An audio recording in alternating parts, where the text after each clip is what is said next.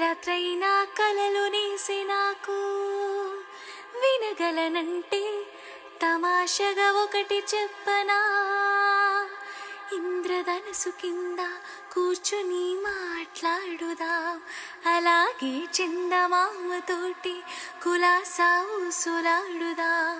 వింటుంటే వింతగా ఉంది, కొత్తగా ఉంది, ఏమిటి కథనం, పొరపాటు కథ కాదు, గత జన్మలోన జాజి పూల సువాసనీదు.